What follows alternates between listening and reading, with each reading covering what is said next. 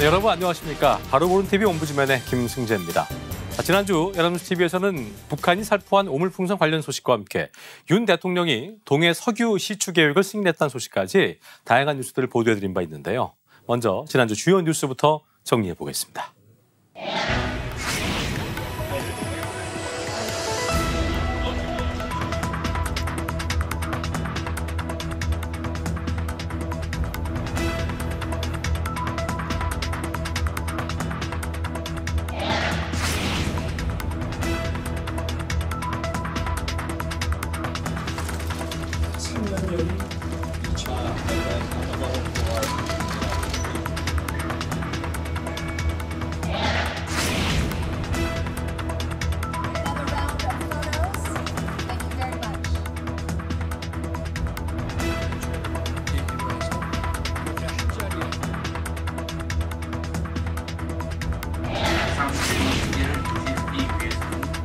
현장 모이신 분들께 깊은 감사, 여러분들이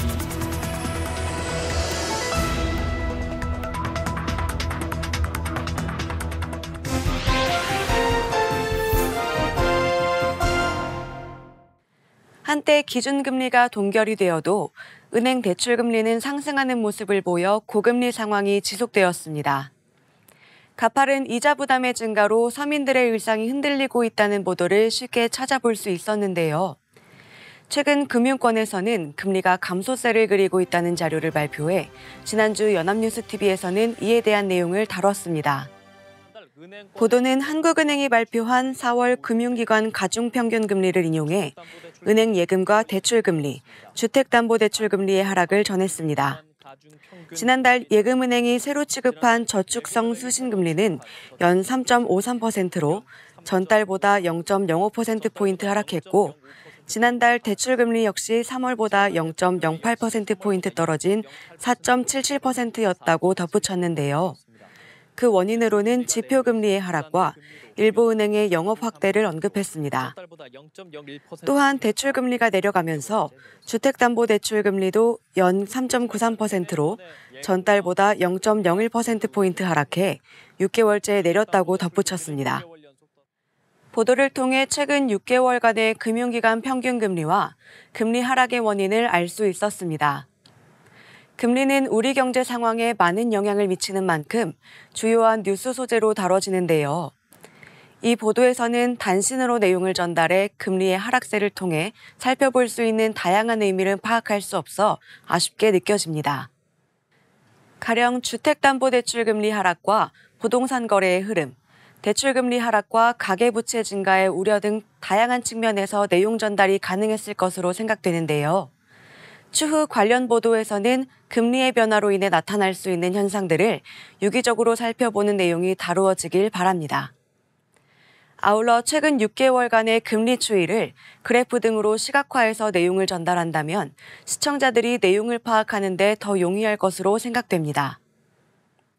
스마트폰은 우리 생활을 이롭게도 하지만 중독을 야기하는 등 각종 문제를 유발해 많은 우려를 낳고 있기도 합니다. 청소년의 경우 스마트폰에 대한 의존도가 높아 이에 대한 지도가 필요하다고 지적합니다.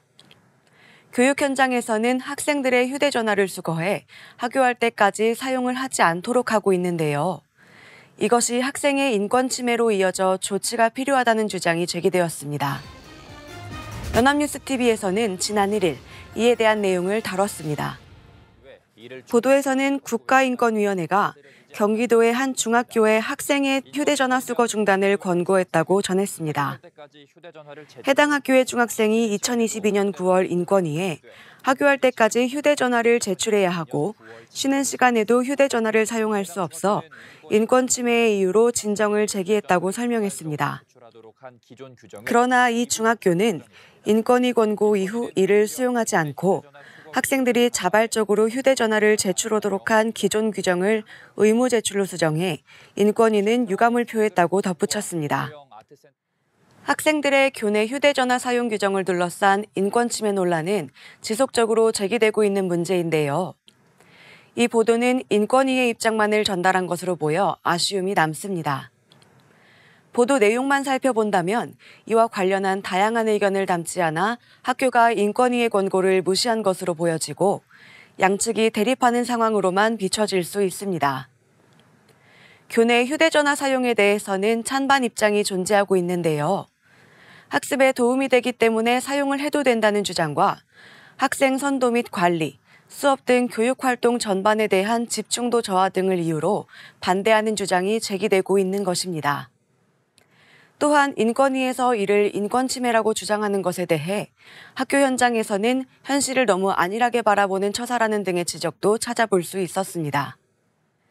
이처럼 교내 휴대전화 사용과 관련하여 찬반 입장이 양립되고 있는 만큼 인권위, 학교, 학생, 학부모 등의 의견을 균형 있게 다루어 이에 대한 사회적 논의와 공감대가 형성될 수 있는 보도가 이루어지길 바랍니다. 아이돌 그룹이 인기를 끌면서 앨범 판매량도 급증하고 있습니다. 과거 밀리언셀러는 음반이 100만 장 이상 팔린 것을 의미해 밀리언셀러에 등극하는 가수가 많지 않았는데요. 현재는 100만 장 이상 음반을 판 밀리언셀러가 매년 증가하고 있습니다. 팬덤 규모가 커지고 해외로 수출되는 물량도 많아진 결과로 볼 수 있지만 그 이면에는 지나친 상술이 자리 잡고 있다는 문제가 지속적으로 제기되고 있습니다. 지난 3일 뉴스프라임에서는 이에 대한 내용을 다뤘습니다. 보도에서는 BTS 소속사인 빅히트가 팬들에게 재고 음반 구입을 부추겨 논란이 된 사실을 전했습니다. 오는 12일 BTS 멤버 진은 군대 전역을 앞두고 BTS 데뷔일인 13일에 감사의 뜻을 전하기 위해 팬들과 만남의 자리를 마련했으나 소속사는 행사 응모 기준을 이달 2일부터 6일 사이 BTS의 음반을 구매한 사람으로 안내했습니다. 행사 참여에 당첨되려면 기존에 음반을 샀던 팬도 같은 음반을 또 사야 했던 것인데요. 이러한 행태에 음반 밀어내기에 대한 반발이 이어졌다고 덧붙였습니다. 밀어내기는 신규 앨범의 초동 판매 신기록을 위해 유통사와 판매처에 팬사인회 등을 조건으로 음반을 대량으로 떠넘기는 것입니다. 팬들에게 음반 재고까지 떠넘기려 한다는 비판에 빅히트는 응모 기준을 기존 음반 구매자까지 포함하는 것으로 수습했다고 전했습니다. 이와 관련하여 앨범 판매량이나 음악 방송 순위 등 팬덤에게 계속해서 부담을 지워야 되고 그들에게 소비를 촉구하는 등의 전략이 지금까지 K-팝 업계에서 무분별하게 통용되고 있다는 음악평론가의 지적을 덧붙였습니다. 보도에서 살펴본 것처럼 K-팝 업계에서는 팬덤에게 적지 않은 부담을 지우고 있습니다. K-팝 아이돌들은 매년 최고 음반 판매량 기록을 경신하는 모습을 보이고 있지만 그 부작용에 대해서는 지적이 이어지고 있습니다. 포토카드와 팬사인회가 대표적인 사례인데요. 음반 판매량을 늘리기 위해 앨범에 포토카드를 무작위로 넣어 좋아하는 멤버가 나올 때까지 앨범을 구입하도록 유도하고 추첨제로 진행되는 팬사인회에 참여하기 위해 수백 수천만 원 이상을 앨범 구매에 지출하도록 요인해 바람직하지 않은 문화가 조성되는 것입니다. 이렇게 구매한 앨범들은 감상용과 소장용으로 구분하고 나머지는 버려지게 됩니다. 이 보도는 BTS 관련 행사 소식을 안내함과 동시에 K-팝 업계의 고질적 문제점을 짚어주어 긍정적으로 평가할 수 있습니다. 전문가의 의견을 통해 K-팝 문화의 부정적인 측면을 보여주어 올바른 K-팝 문화 형성의 필요성을 강조한 것으로 보입니다. K-팝 앨범 판매와 관련된 보도를 할 때 업계와 전문가, 팬들의 의견을 덧붙인다면 보다 풍부한 내용 전달이 가능하고 K-팝 문화를 이해하는 데 도움을 줄 수 있을 것으로 생각됩니다. 경기 북부에 거주하는 시민들은 남부에 비해 대중교통 이용 시 상대적으로 불편을 겪고 있습니다. 특히 출퇴근 시간대에는 대중교통 이용객 대비 낮은 운행 횟수와 노선이 적어 개선의 필요성이 강조되었는데요. 지난 4일 뉴스프라임에서는 이에 대한 내용을 살펴봤습니다. 보도는 정부가 출퇴근 시간대에 광역버스를 추가 투입하고 경의선 열차 운행을 늘리는 등 수도권 북부의 대중교통 여건이 개선된다고 전했습니다. 보도에서는 버스 증차에 대한 내용을 전달했는데요. 경기 양주덕정역과 서울역으로 가는 버스의 경우 출퇴근 시간 2번 운행하던 것을 정부가 연말부터 2회를 추가 투입하기로 했고 의정부 고산지구에서 잠실역으로 가는 버스 또한 출근 시간대 기존 4번에서 1번 더 추가 운행한다고 덧붙였습니다. 또한 철도 여건 개선에 대한 내용도 전했는데요. 경의중앙선 문산에서 용산 구간에 하루에 4회 운행되는 4칸짜리 출퇴근 전용 열차는 내년 상반기부터 8칸으로 늘어나고 고양 대곡과 의정부역을 연결하는 교외선 철도는 올해 연말 20년 만에 운행을 재개해 소요 시간이 단축될 것이라고 덧붙였습니다.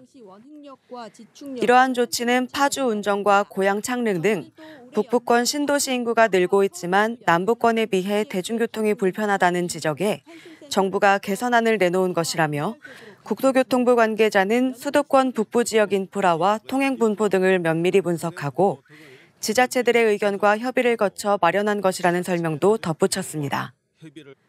대중교통은 시민들의 발이 되어 이동의 편리함을 제공합니다.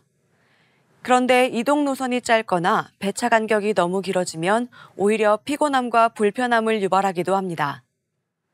이 보도는 국토교통부가 발표한 경기 북부 대중교통 개선 대책을 바탕으로 정보를 제공하고 개선책 마련 배경과 그 효과를 함께 짚어주어 대책 마련의 필요성을 잘 보여준 것으로 평가할 수 있습니다. 그러나 아쉬운 점도 존재했는데요. 대중교통을 이용하는 실제 이용자들은 개선된 대책을 어떻게 바라보는지를 함께 다뤘다면 국토부의 발표 내용의 실효성을 파악해 볼 수 있었을 것으로 생각됩니다. 추후 관련 보도를 할 때에는 해당 지역의 실제 대중교통 이용객과 주민, 관계자들의 입장을 다뤄 다양한 측면에서 이에 대한 문제를 살펴볼 수 있는 기회를 제공할 수 있길 바랍니다. 지금까지 연합뉴스TV 시청자 평가였습니다.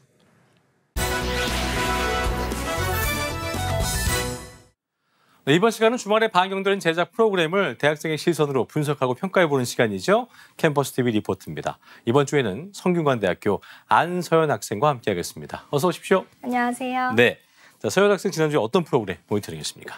네, 저는 매주 토요일에 방송되는 연중기획 하모니를 모니터링했습니다. 지난 1일 방송된 연중기획 하모니에선 긍정의 아이콘 제일교포 3세, 명랑주부 유키 씨의 슬기로운 한국살이라는 제목으로 재밌는 남편과 에너지 넘치는 두 아이를 키우고 있는 유키 씨를 만났다고 합니다. 자세한 모니터링 내용 화면으로 함께 보시죠. 오늘의 주인공은 한국에 온 지 11년 차 된 제일교포 3세 명랑주부 유키 씨입니다. 유키 씨와 남편 진우 씨의 첫 만남은 특별했는데요.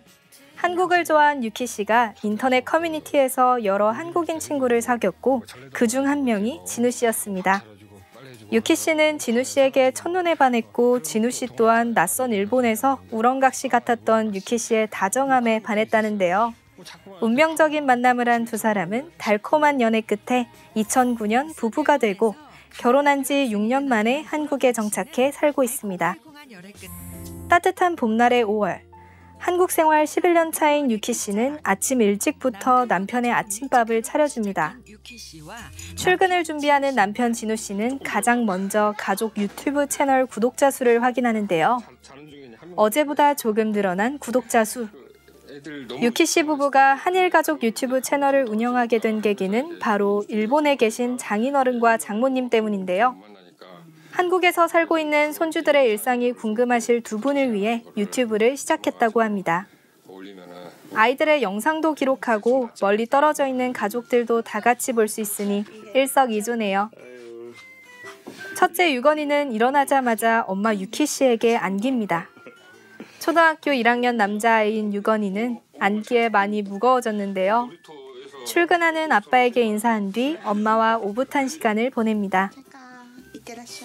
유키 씨는 유건이와 대화할 때 일본어로 질문하고 유건이는 한국어로 대답한다는데요.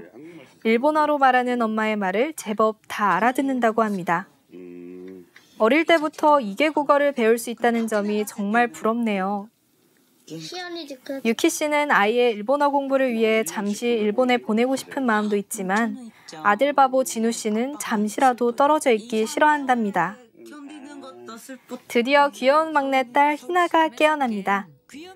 희나가 일어나자마자 남매 전쟁이 시작되는데요. 장난감을 지키려는 유건이와 울고 있는 희나. 알고 보니 희나가 가지려 한 장난감은 유건이 것이었네요.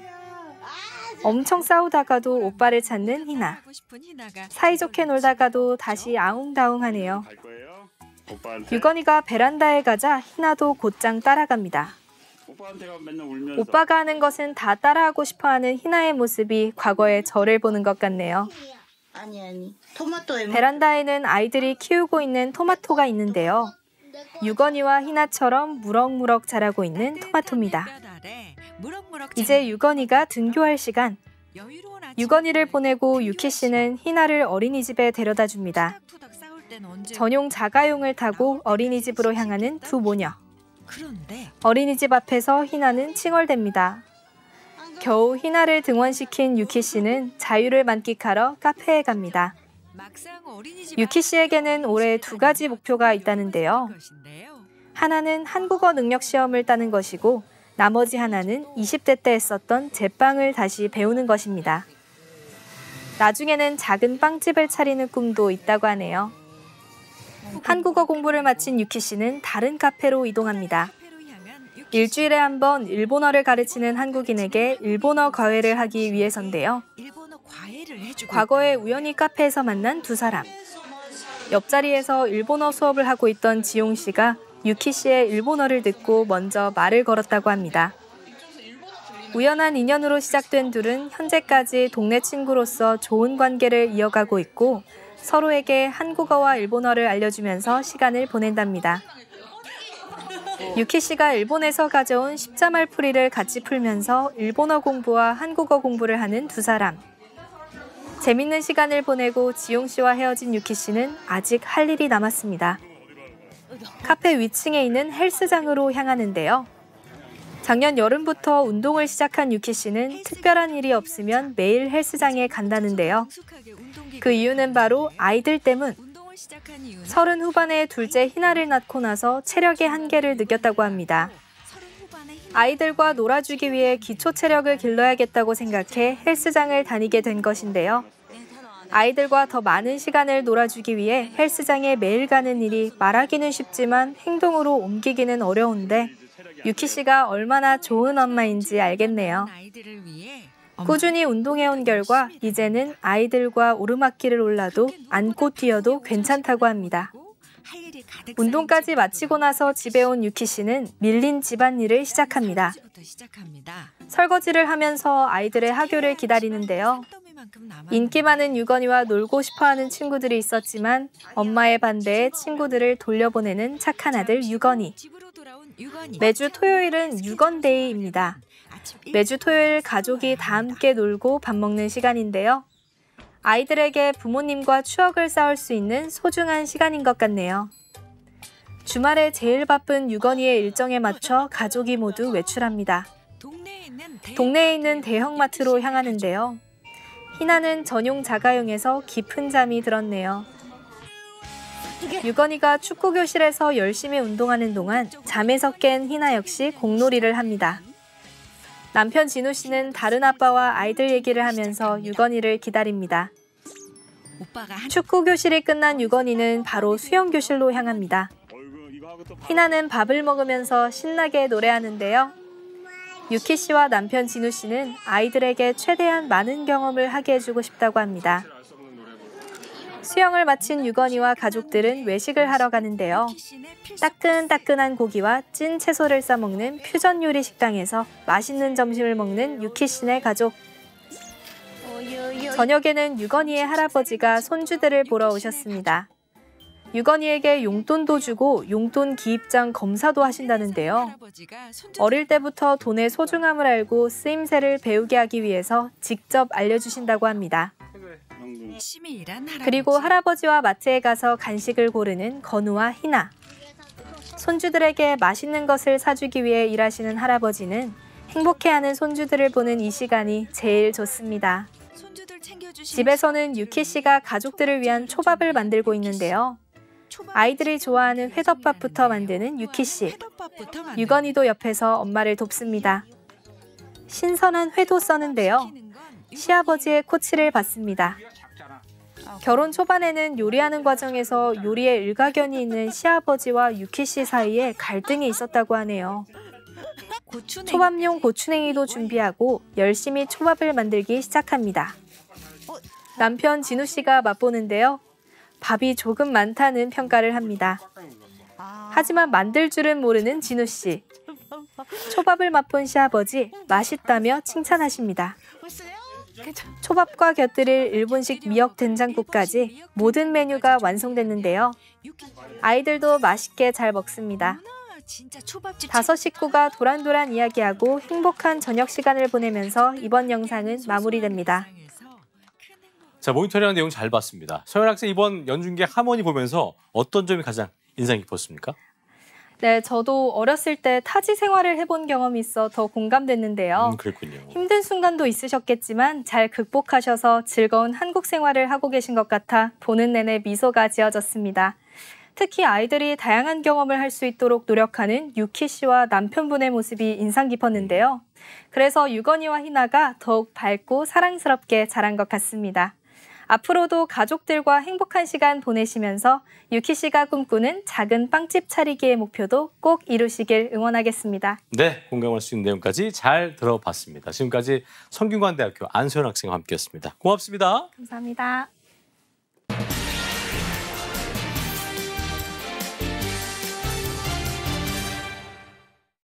네, 국회에서 가결된 법률안에 대해서 대통령은 동의를 거부할 수 있는 권리를 갖고 있습니다. 헌법상 명시되어 있는 권리임에도 불구하고 그 과정을 지켜오는 국민들은 답답함을 느낄 수밖에 없는데요. 오늘 TV와 비평에서 관련 내용 자세히 짚어보겠습니다. 도움 말씀에 국가공무원 인재개발원 김진수 교수와 함께하겠습니다. 어서 오십시오. 네, 안녕하세요. 네. 자, 대통령이 거부권을 행사하면서 국회로 다시 돌아온 해병대 특검법이 21대 국회에서 최종적으로 폐기가 됐습니다. 네. 민주당은 22대 국회 개원과 동시에 해병대원 특검법을 다시 발의했는데요. 먼저 이런 과정에 대한 언론의 보도 내용부터 좀 짚어보죠. 네, 21대 국회가 이제 마지막 본회의에서 재석 의원 294명 중 찬성 179표, 반대 111표, 무효 4표로 해병대원 특검법을 부결시켜 자동 폐기됐습니다. 그렇습니다. 국민의힘은 이번 재표결이 민주당의 대통령 탄핵 의도와 또 공수처가 수사를 하고 있다는 점 등을 들어서 의원총회에서 반대를 당론으로 정했는데요.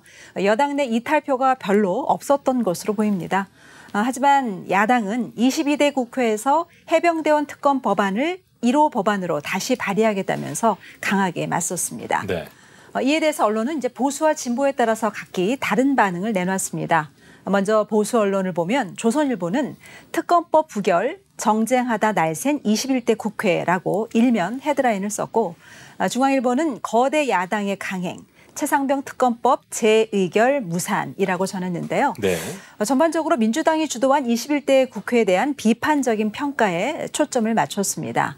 반면에 한겨레 신문은 최상병 특검 끝내 부결, 언제까지 민이 외면할 텐가라는 사설에서 여당은 윤석열 정부 출범 이후 줄곧 여의도 출장소라는 오명을 들으면서 대통령 눈치만 살피더니 임기가 끝나는 시점에도 국민의 기대를 저버렸다라고 밝혔습니다. 경향신문은 윤석열 대통령의 유예된 위기, 22대 국회에서는 방어가 쉽지 않을 듯이라고 전했는데요. 예. 헌법상 제한적으로 사용해야 할 거부권을 본인 의혹을 막으려 남용한 윤 대통령이나 그에 발맞춘 집권 여당은 모두 국정을 사유화하고 헌법 가치를 훼손했다라고 비판했습니다. 네. 해병대원 사망 사건의 본질은 무엇보다 억울한 죽음을 밝혀내고 책임자에 대해 합당한 처벌을 하는 일입니다. 그런데도 사건의 본질보다 수사 외압 문제 등으로 특검 공방을 벌이고 있다라고 언론은 지적했습니다. 그랬군요. 자, 해병대원 특검법에 이어서 전세사기 특별법도 그렇고 민주유공자법 등 4개 법안에 대해서도 윤 대통령이 거부권을 행사했는데요. 세어보니까 이제 취임 후에 14개 법안에 대한 거부권을 행사했었습니다. 네. 이렇게 거부된 법안들이 많이 있었는데 이번에 거부된 법안들에 대해서 언론은 어떻게 보도를 했습니까? 윤 대통령은 이제 민주당 주도로 통과한 5개 법안 중에서 네. 세월호 피해 지원 특별법을 제외한 4개 법안을 국회로 돌려보냈는데요. 예. 이로써 대통령이 거부권을 행사한 법안은 모두 14개가 됐습니다. 4개 법 가운데 특히 민주유공자법 제정안에 대한 논란이 있었는데요. 중앙일보는 민주당이 당초 교육과 취업까지 지원하는 내용을 담았다가 논란이 일자 지원 범위를 줄였지만 운동권 셀프 특혜법이라는 비판이 있다고 지적을 했습니다. 예. 또 국민일보는 유공자에 대한 심사 기준이 없어서 자칫 사회적 논란을 빚은 사건까지도 유공으로 포함시킬 수 있다는 그런 비판이 제기된다라고 전했습니다. 이 밖에 전세 사기 특별법 개정안은 선구제, 후회수 방침이 법리적으로 좀 결함이 있다는 점을 지적을 했고 예. 한우산업지원법 제정안과 또 농업회의소법 제정안도 각각 재원 마련과 또 관변단체 추가 신설이라는 논란을 지적했습니다. 보수 언론에서는 이러한 법이 하자가 많은 데다가 여야 합의를 거치지 않은 입법이다 보니까 윤 대통령이 국무회의에서 의결한 제2요구 건의를 받아들일 수밖에 없었다라고 전했습니다. 반면에 진보 언론에서는 이번 민생법안 무더기 폐기의 책임은 분명 여당에 있고 더 핵심으로 들어가면 결국 윤석열 대통령이라고 전했습니다. 거부권 과잉도 문제지만 최소한의 민생 법안을 무시하는 당정의 자세를 바꿔야 한다라고 지적했습니다. 대통령의 거부권은 87년 민주화 이후 지금까지 노태우, 노무현, 이명박, 박근혜 대통령을 다 통틀어도 16회인데 예. 윤석열 대통령은 취임 2년 만에 14회가 됩니다. 물론 거부권은 여소야대 전국에서 이제 종종 있을 수도 있고 또 여당 입장에서는 야당의 공세가 지나치다라고 볼 수도 있겠지만 대통령의 거부권 행사가 잦은 것은 또 사실입니다. 그렇군요. 언론은 거대 야당의 입법과 윤 대통령의 거부권이 충돌한 21대 국회라면서 이 때문에 민생 법안이나 시대 변화를 반영하는 법안도 이번 국회 종료와 함께 무더기로 폐기됐다라고 전했습니다. 특히 국민연금 개혁안을 비롯해서 예. 부모 육아휴직 기간을 2년에서 3년으로 연장하는 개정안인 모성보호 3법이라든가 또 양육의 의무를 다하지 않은 친부모의 상속권을 제한하는 일명 구하라법, 예. 또 미래의 먹거리인 AI 산업 육성의 근거가 되는 AI 기본법, 또 반도체가 관련된 K칩스법 등을 그 예로 들었습니다. 그렇군요. 앞서 말씀해 주신 것처럼 취임 후 14번의 거부권 행사가 좀 있다 보니까 너무 좀 잦다는 목소리가 나오고 있는 상황인데요. 이를 두고 여당, 야당 늘 그랬었듯 내탁 공방을 벌이고 있습니다. 네. 22대 국회에서도 강대강 대치를 역시나 예고하고 있는 상황인데 관련된 언론의 보도 내용 좀 정리해 볼까요? 네, 여야의 이제 정치 공방이 그야말로 이제 치열한 것처럼 그렇습니다. 언론도 진영에 따라서 극명한 입장 차이를 보이고 있습니다. 보수 언론에서는 윤 대통령이 그동안 14개의 법안이나 거부권을 행사하게 된 데는 예. 거대 야당의 책임이 적지 않다라는 점을 강조하고 있습니다. 민주당이 입법 폭주를 지속해서 대통령의 거부권 행사가 불가피한 상황으로 몰아갔다는 것입니다. 특히 대통령에 대한 탄핵 프레임 씌우기가 이재명 대표의 사법 리스크를 덮기 위한 거대 야당의 물타기 꼼수로 비친다고 주장하기도 했습니다. 네. 하지만 진보 언론에서는 폐기된 법안의 상당수는 여야 간의 이견이 없는 법안들인데도 해병대원 특검법 재표결에서 부결에 집착한 국민의힘 때문에 법안 처리가 무산됐다면서 법을 구실 삼아 정부와 정치권이 타협 없이 제갈 길만 가고 있다라고 비판했습니다. 그랬군요. 역대 최악의 국회라는 오명을 얻은 21대 국회가 끝이 났고요. 이제 여러 우려 속에 20대 국회가 개원을 했습니다. 네. 언론도 20대 국회에 많은 기대를 걸고 있는데요. 끝으로 언론이 이번 국회에 어떤 조언을 하고 있는지 정리하면서 마무리하겠습니다. 네, 언론은 이제 22대 국회가 이제 무엇보다도 민생과 또 경제 살리기 입법을 서둘러야 한다라고 조언하고 있습니다. 네. 하지만 동시에 여야의 힘겨루기가 22대 국회에서도 똑같이 재현될 수 있다고 우려하고 있습니다. 달라지지 않은 정치 상황에서 입법 폭주와 대통령 거부권이 맞서는 구조는 더욱 뚜렷해질 것이라는 전망입니다. 네. 더 큰 문제는 그칠 줄 모르는 여야의 갈등으로 저출생이나 기후변화, 양극화 같은 미래의 중요한 의제들이 뒷전으로 밀리는 것은 아닌지 우려된다라고 지적하고 있습니다.